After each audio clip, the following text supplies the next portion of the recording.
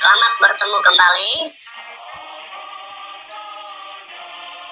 Tajuk kita kali ini adalah adakah Sabah ini sepatutnya disebut negeri atau negara?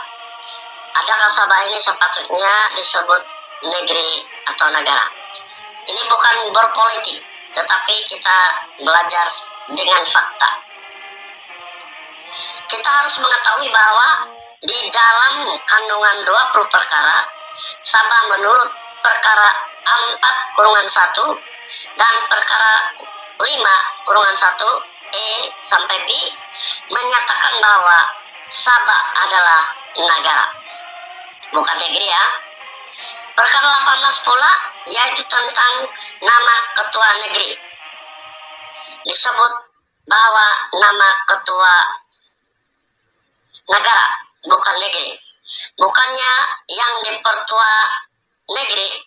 Oleh sebab itu sejak Sabah merdeka pada tanggal 31 Agustus 1963 sampai 16 September 1963, Sabah adalah sebuah negara, bukan negeri.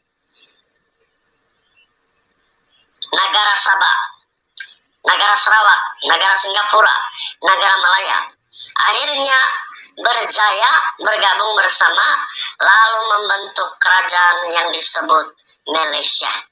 Sebab itu video yang lepas bukan Malaysia yang merdeka, tetapi Malaya yang merdeka dan Sabah yang merdeka pada 31 Agustus 1957 untuk Malaya, 31 Agustus 1963 untuk Sabah, negara Sabah.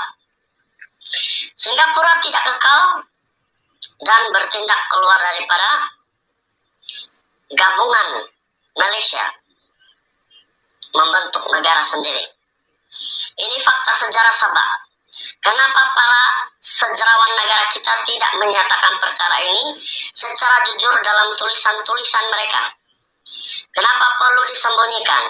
Kalau pihak Putrajaya tidak dapat menerima hal ini, kenapa rakyat Sabah tidak diajak berbincang secara diplomasi untuk memperbaiki atau mencari kesepakatan bersama?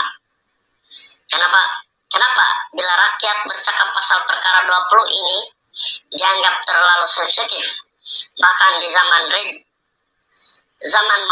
Dr. Mahathir dulu, siapa cakap pasal perkara 20 langsung disumbat dalam ISA. Kita tahu siapa yang disumbat. Waktu menandatangani perjanjian ini dulu tidak dianggap sensitif. Tapi kenapa sekarang rakyat Sabah minta dikaji semula hak-hak tersebut, lalu dianggap sensitif? Malah lebih parah lagi bila rakyat Sabah dibutakan dari fakta sejarah negara Sabah sendiri. Sebagai rakyat Sabah dan juga rakyat Malaysia, tidak salah rasanya jika kita semua menyuruh kepada semua pihak, baik para pemimpin negeri yang sekarang ini sudah turun pangkat dan juga pemimpin pusat, tolonglah jangan hipokrit dalam menyatakan kebenaran. Mari katakan saja sejujurnya, biar rakyat tahu tentang sejarah yang betul. Kami rakyat Sabah siap menerima segala bentuk perbincangan, asalkan kami tidak dibohongi seperti ini. Mungkinkah ini disebut sebagai penjajahan minda?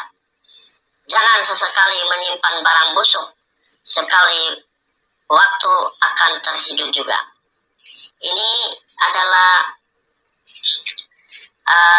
tulisan daripada Cyberis NKRI. Tapi saya tertarik dengan dia punya tulisan ini yang ditulis pada 13 September 2012. Jadi 3 video ini harus kita pelajari dan harap-harap pemimpin di Sabah terus-menerus bergabung tanpa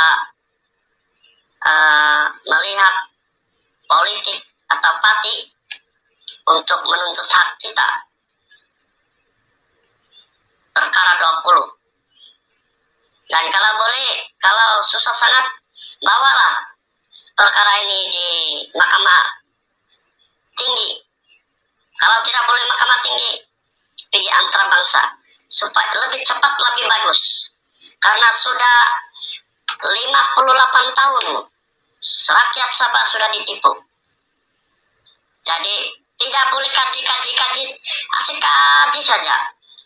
Jadi sebagai rakyat Sabah, saya mengusulkan kepada semua pemimpin, sama ada dari kampung, daerah, peringkat Sabah, Sarawak, dan persekutuan dapat menunaikan hak 20 perkara untuk Sabah, 18 perkara untuk Sarawak.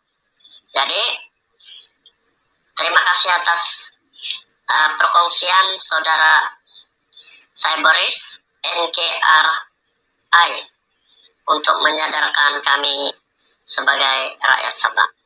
Dan kita tahu siapa yang begitu lantang mengajar Sabah sehingga di RU yang lepas semua manifesto berbicara tentang hak-hak Sabah.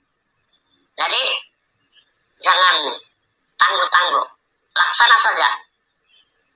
Harap para Perdana Menteri ke-9 dapat menunaikan hak kami